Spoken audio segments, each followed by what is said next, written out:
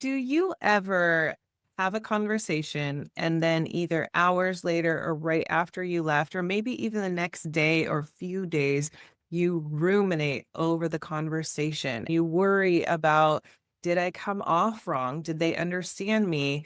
Are they judging me? Do they like me? Did I say something wrong? Did I make a mistake? Gosh, I feel so stupid. Did I look like an idiot there? I'm not sure. What if they don't want to be friends with me anymore because they don't really get what I was saying? Or what if I didn't look professional there? I need to be professional if I'm going to be showing up as a representative of my business. If this sounds like you, stay tuned. One thing that you can do is you can write down anything that you remember of the conversation. I'm talking about just the facts, not the feelings, not what you think they said, just the facts.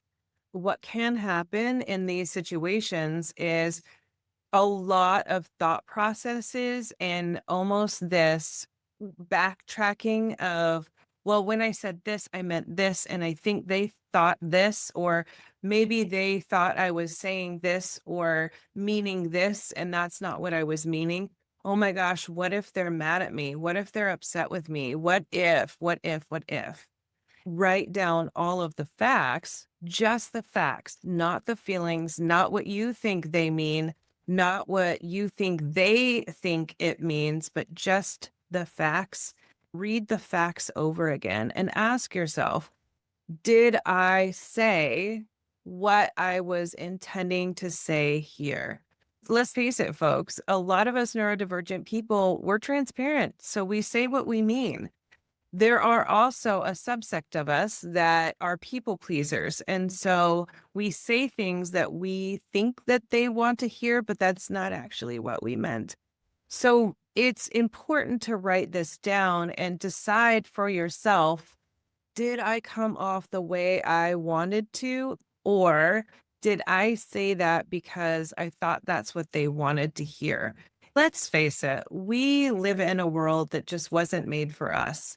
It makes it even more so when there's misinformation put out on the Ethernet. There's misinformation on Facebook, Instagram, YouTube.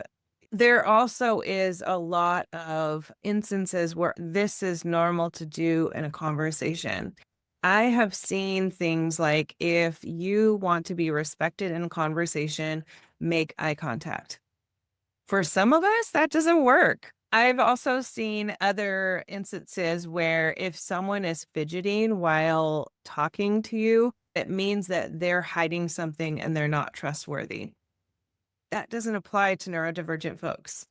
I think taking who you are and showing up as who you are and being authentic to yourself, you can even say things like, I prefer to have very transparent conversations and open communication. It could also be that you say, I don't always make eye contact. Sometimes it's easier for me to look away so I can process what you're saying. It doesn't mean that I disrespect you. It means that that's how I process things. If this is someone you don't know or you've never met before and this is a new encounter, feel free and advocate for yourself. If you are worried about someone judging you, that might happen. There is a lot of ignorance in the world. There is, without a doubt, of lack of neurocultural acceptance.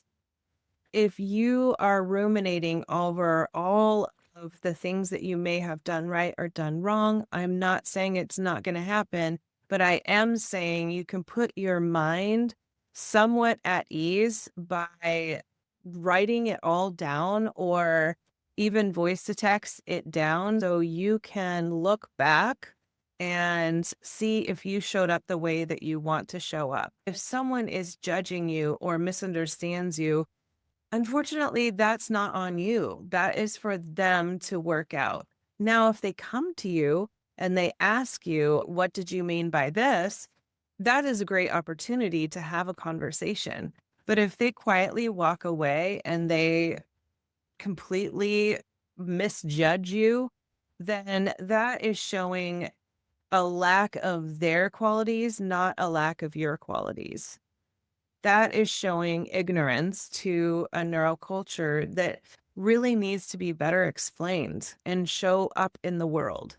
It says more about them than it does you. I think this is a flip because we were raised in a culture where we have been so misunderstood. And so there's that trauma response and there's the ruminating thoughts. And there was so many times where we didn't fit in.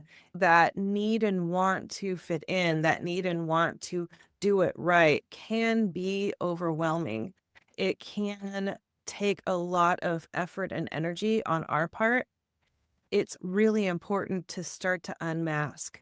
I spent a lot of my time in my life ruminating over conversations and situations, going back and trying to explain myself or saying, I hope you don't think that, or I hope you're not mad at me because the more that I have unmasked those layers, I notice that I intentionally choose people in my life that accept me for who I am, my neurocomplexity and all. Now I live my life with people that come to me if they misunderstand or they have any kind of question about a situation or a conversation. They come to me and talk to me and ask. It opens us up for a closer communication and closer relationship. If any of this drives a note in you that you feel, I want to know more about this, I would love for you to get a free copy of my course that is in the NeuroTribe, Neurodivergent Stress Toolkit. If you are ready to just jump in and be around a community that totally loves and accepts and embraces you, you have a place that's safe and you belong. Join the NeuroTribe today. Find the link in the show notes. Bye. Hey, friends. Thank you so much for joining me today. If you got an aha moment, I would absolutely love to hear from you. Please like, subscribe, comment, and share. If you want to be part of an amazing group of neurodivergent human beings and share some of the love and the magic in a community where you belong that's safe and non-judgmental, click the link below and join our NeuroTribe community today. Love you all. Take care. Bye.